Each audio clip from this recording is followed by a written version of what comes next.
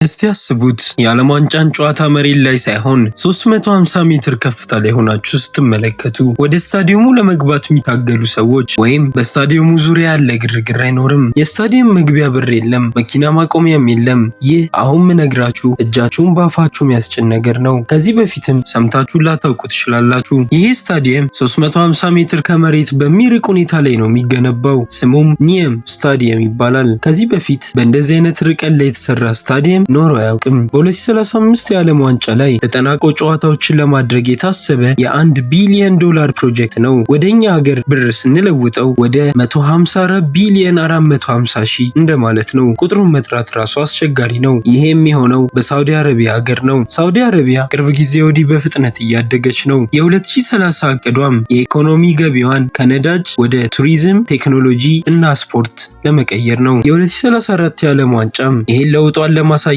እንደ ዋና መሳሪያዋ ይሆናል ተብሎ ይጠበቃል። አሁን ወደ ኒየም ስታዲየም ስንመለስ ከዚህ በፊት ብዙ ሀገሮች በጣም ዘመናዊ የሆኑ ስታዲየሞችን ሰርተዋል። ይህኛው ግን ብዙ 100 ሜትሮች ወደ ላይ ወጥቶ መገንባቱ ከዚህ በፊት ከተገነቡት ሁሉ አስደናቂ እንዲሆን ያስችለዋል። ኒየም ስታዲየም በጣም አስደናቂ ነው። በዚህ ስታዲየም ውስጥ ከሚጠበቁ ነገሮች መካከል በመጀመሪያ ለተጫዋቾችና ለቡድኖች ያለውን እናያለን። እጅግ በጣም ዘመናዊ የመልበሻ ክፍሎች፣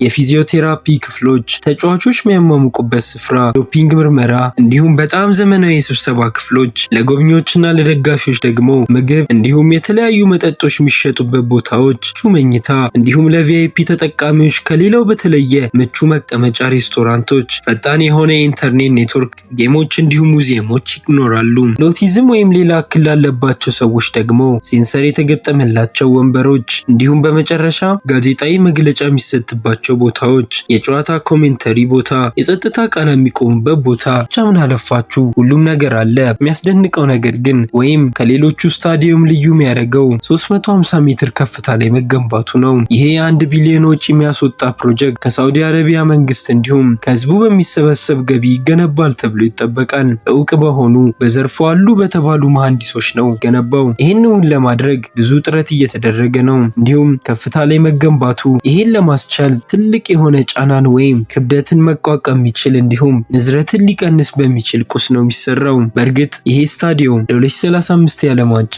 ተጠናቆ ጨዋታዎች ይካሄዱበታል? እንዲሁም በዚህ አስደናቂ ስታዲየም ዙሪያ ያላችሁ ምልከታ በአስተያየት መስጫው ላይ ያሳውቁን።